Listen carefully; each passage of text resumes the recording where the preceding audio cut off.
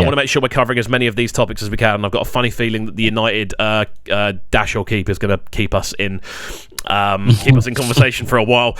But let's look at this. So, dark horses for the World Cup, players that we think might...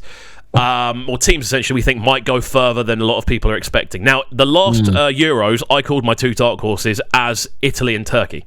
Right from the jump, I said Italy definitely stand a good chance of winning it, and Turkey should be doing quite well. I don't think they'll win it, but they'll go quite far. Obviously, that didn't happen with Turkey. For some reason, they just completely capitulated, despite having a team of players that had all done very well. Like, a lot of their players had done well. A few of them played for Lille, I think it was, or Lyon, whoever it was that won the French league the year before. Their striker in there, right back, both played there. And I was so surprised at how bad Turkey did. But looking at the actual teams that have qualified, crazy, are there any that immediately stand out to you as teams that could well actually be go on to win it?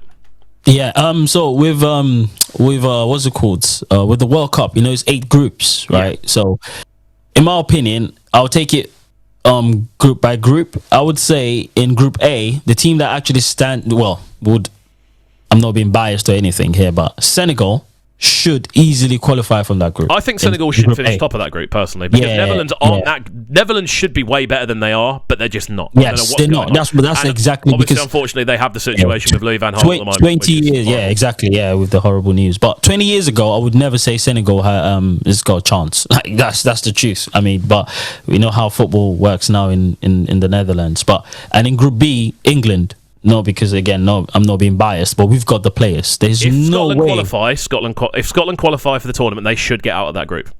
Nah, because no. I'm a Scotland fan before an England fan, by the way, and always have been. So I'm not saying that in a biased direction, but I think in that group, the only team that are better than Scotland, having watched them play for the majority, having watched them play regularly for the last couple of years, especially, are England. That's the only team. I think Scotland, if they qualify, should be getting out of that group the same way that if Wales qualify, they should be getting out of that group. Yeah, but people are forgetting this, though. USA, when they play in the World Cup, they always put on a show. I don't know why people keep ignoring USA. Who have USA got in their squad at the moment? Because they go through periods of having really interesting players. They've got their... Let me see if I can get that. They've got Josh Sargent. Yes. They've got the Chelsea player, Pulisic. They've got like 3 other kids that are really Kellen good. Acosta, who plays for LA. I'm just looking at players. Reyna, who plays for Dortmund. Exactly. I was just going to say Reyna. Timothy Weah, who plays for Lille. Yes. And they've got really good players. Jesus Ferreira is a decent little player as well. Yeah, seriously, USA have got a very good squad in terms of when you look at what they do in Europe now. They've got a proper squad. So DeAndre Yedlin is still playing for the USA. Yes, yeah. Keeps giving them the pace. I mean, that's all he can offer, I guess. So hey, he's very pacey. So hey, that's Anthony Robinson, who plays for Fulham. He starts by the looks of things. James Sands, who plays for Rangers as well. Yeah. Who else? Reggie Cannon. What great name that is. Who plays for Boa Vista. They've got a few players dotted around, but again, I don't think. They keep Zach Steffen as well. Obviously, he plays for City. Yeah. But I don't think there's enough quality in that team when you actually look at the quality in Scotland's team. Scotland have genuinely got a pretty decent World Cup team. Now, I'm going to get their squad up next. And I'll run through the players, and you get surprised at actually how good. Remember this: you are talking from a view of. Because you know some of the players, they even play in the Premier League. You've seen them play. Yes. I mean, people should focus on the... we'll see this. At the end of the year, we'll be like, I told you. Don't get me wrong. Now I've said it, I don't think they'll actually get out of the group at all. But I think they should be. They definitely should be, considering the quality that's now in this team. Again, I was there when I think it was the Israel game. They scored in the last. I was going crazy. That was an amazing game. I'm just going to try and find their squad. So their current squad: Craig Gordon in goal, who is genuinely a very decent keeper. Very decent goalkeeper. You're looking at the players that stand out at the back. You've got Andrew Robertson, Grant Hanley, Kieran Tierney, Jack Hendry, as well, who's currently at Club Bruges. Don't know how that happened. Aaron Hickey, who's at Bologna, going through the defenders, and they've got Nathan Patterson as well, who's obviously a big sort of prospect for the future. You've then got in the middle Scott McTominay. We'll leave that for the time being. John McGinn, Callum McGregor, Billy Gilmore, Stuart Armstrong from Southampton, Kenny McLean from Norwich as well. And then up front, you've got a collection of decent players. Lyndon Dykes, obviously as a QPR fan, you'll know all about Lyndon Dykes. Shea Adams, Ryan Christie, Jacob Brown, and Ross Stewart at Sunderland. They've got a better squad than the USA. Right. Yo, okay. Now that you've read out, obviously I know the Scotland squad, but now that you've actually called them you've called them in, like, literally you took it from the goalkeeper to the defenders. Yeah, they've got a better squad. They've got actually in depth. They've got a lot more depth than people. Yeah, they've got more depth than USA. Yeah, you're right. You're right. And then they've also called up Liam Cooper from Leeds, and David Marshall from QPR as well is back in the squad. Oh, serious? Yeah. Yes, go on, Scotland. See what they're doing. Also, James Forrest from Celtic as well is back in the squad. Oh, yeah. Oh, and what Turnbull. Turnbull's back in. Oh, yeah, they've brought in a lot of Turnbull from Celtic. Yeah. Wicked player. John Fleck's back in the squad. Which I'm not too sure about. But, again, they've got a very solid squad. But they have to play Wales, don't they? They do play good football, though. And it's not me being biased. I watch Scotland games. They play better football than United do. I'll tell you that right from the jump. Yeah. But I don't think they would beat Wales, though, which is weird. I do. We'll see. I do. Are you sure? Yeah, I do. Listen, we have another Clark Kent that plays for Wales. Yeah. He comes in the name of Gareth Bale. Yeah. I mean... I saw the game the other day, though. It was outstanding. It was outstanding. So I'm sorry, that guy is unbelievable. What if I was Real Madrid? I promise you, I would stop his flight. I'll be like, don't come back to the stadium. No, seriously, I'll be like, go home. You are taking a piss. Are you? What? No. But yeah, moving forward. Group B, England. Looking like they'll be the ones that finish top of that group. Group C, Argentina and Poland. I would suggest the two teams likely to get out of that group. You then have either Austria, United Arab. What's EAU? Who is EAU? Yeah, I don't know who EAU is. What? UAU. I'm looking at this. United Arab Emirates. Is that United Arab Emirates? EAU. Yeah. EAU. That's very Ecuador. That should be Ecuador. Okay, that makes a lot more sense. That was very confusing. No, Ecuador in Group A. No, sorry, Ecuador in Group A. Yeah, I just clocked. I genuinely, it's Australia or two other teams essentially. So I think one's Peru and the other one is EAU. So I don't know who off the top of my head, I don't know who EAU are. I can't remember EAU too. But in that group, you've got France and Denmark. They're the two that I'd probably still suggest would be going through. Yes, Denmark was semi-finalists last year for the Euros. Like they're a decent team, Denmark. Yeah, if not because of the tragic stuff that happened, I promise you they would have gone far. Yeah, man, he's back. I read a meme which is horrible at the same time funny about Ericsson. Someone said it's so disrespectful that a man that died a couple of years ago stopped playing football. Now he's back to life. It's come to destroy Chelsea. I could not stop laughing. I was like, that is rude. That is crazy. But yeah, moving forward. Group E, Spain and Germany. You've also got Japan, New Zealand, and a couple more qualification teams. I think that's pretty much nail on the head. Spain and Germany get out of that group. It'll be very surprising if they don't. And then Group F, you've got Belgium, Canada, Morocco, and Croatia.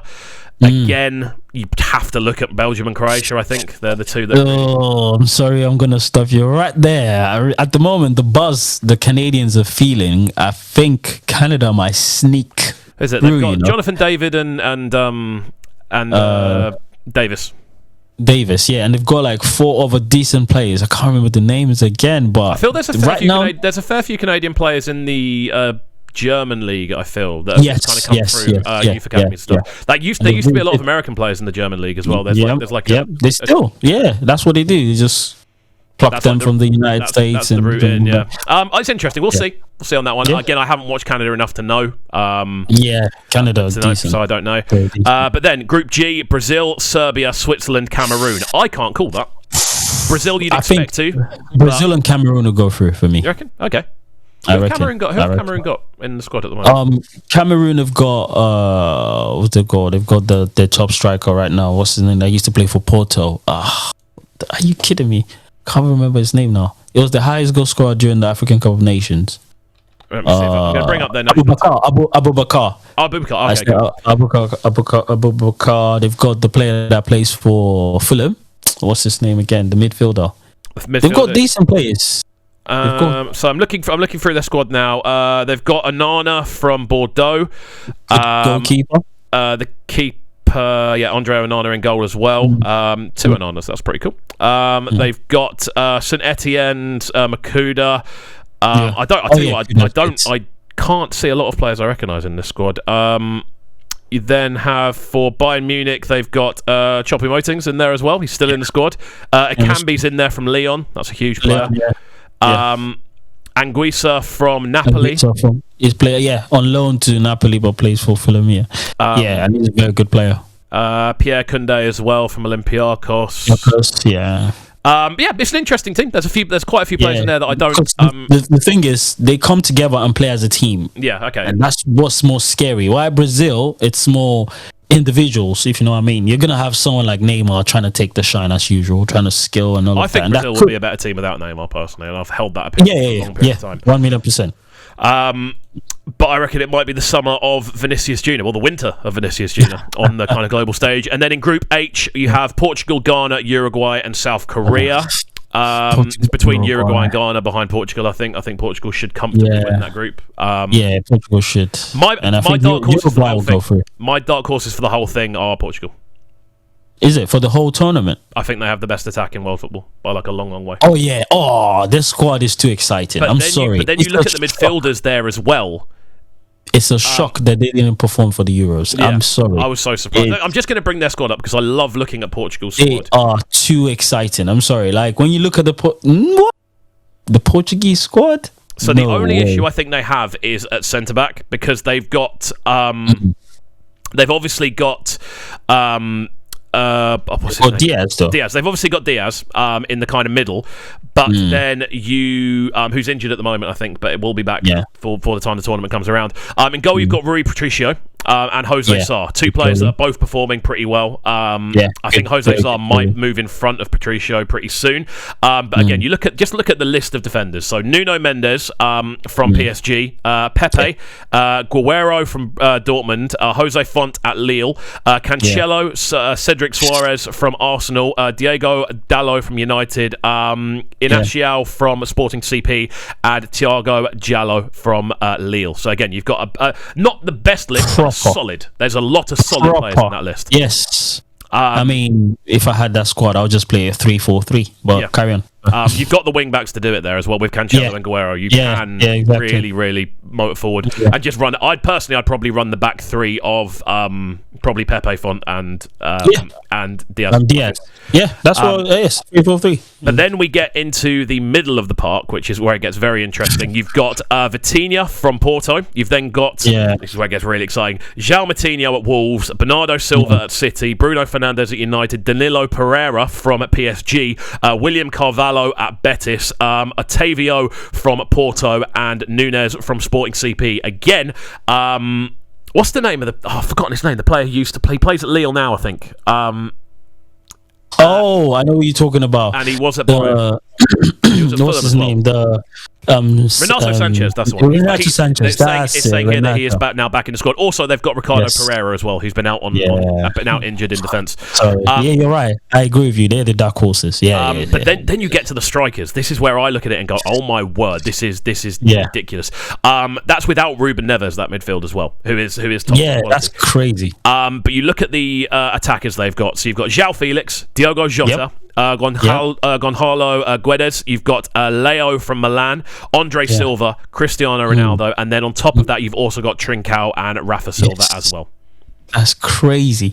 No, seriously. When you think about the best attacking lineup in world football, I don't think anyone comes close. There's a player that plays for Wolves. It's not Podence. There's someone that plays for Wolves. Semedo's back in the squad as well, but he's still out injured. He's still out injured. I think, is it Podence? No, I need to check it. It's Podence. It might be Podence. I might be wrong or right. I just know that Portugal, the squad is crazy. Yes, Podence. How is it not? Come the World Cup, he would be there. What a player. But that's the thing. Do you reckon he would be in there ahead of the attackers that are in there? You've got Ronaldo, who's not getting taken out, Silva, Guedes, Jota, Felix, and Trincao. Do you reckon he's ahead of all of those? I think based on performance and ability, I would pick him over what's his name? The last striker you called. Trincao. Not Trincao. When you listed it, Trincao was second to last. What's the last? There was someone else. The last. Leao, Guedes, Silva, Jota, Felix. Guedes. I'll pick him over Guedes. The only reason is because he's just the perfect inside forward. He's the perfect inside forward. I mean, sorry. The way he cuts in and out, and it's too exciting to be left out. No way. I'm picking him over. Yeah. Do you have an overall dark horse? A team that you think are are likely to shake a few people up, looking around all the teams? To be fair, for me personally, I would say I can't pick Belgium anymore because it's just that was the team I was going to go for. I think the time's done for Belgium. I think they had their op and they didn't use it. Yeah, it's done. It's done for them. Do I have a dark horse? I'd say Spain could be dark horses. No, because they're in the conversation anyway. So it's like I don't think they're in the conversation. I don't think they're in. When you talk about teams likely to win the World Cup, Spain would always come up. If you know what I mean. You know, I'd not over the last sort of. It was only in the Euros where they started to suddenly look like they were playing well again. Yeah, prior to that, I think they didn't qualify for one. They went out in the group stages 2 times in a row. Like they haven't been a good international team for a while. Yeah, no, they haven't, but they will always be in the conversation. Okay. Like if you go to if you go to the betting shop now, the odds would be France, Spain, Germany, England. Like they're always in that conversation. It definitely feels like there's a bit of a fall away of South American football in this scenario as well. It definitely feels like that the because you used to have like. It used to be Brazil, Argentina, Uruguay, Colombia. They were all sort of areas, and now it's just like Brazil will go far, but they're probably not going to win it. It's now probably an European. Like, let's be honest, a European team has won it in the last 2002 was the last time a team outside of Europe won it. Yes, so the dominance is obvious. I mean, so it's. But for me, my dark horse, I would definitely be going for. Serbia. Okay. Yeah, Serbia have got a very good technical team. It's interesting. I'm not mad at Serbia. The thing is, when you look at a lot of Serbian players that come out, they do, as you said, they are very technically astute. They play neat football a lot of the time. Yes. Oh man, just watching sometimes you just be like, what? Really? What? They should be doing better than this. I mean, no, Serbia for me. Serbia would. Sounding so good right now. But it's sounding a Brighton town. Make sure you subscribe to the YouTube channel right now, CubCamTV. Stay locked.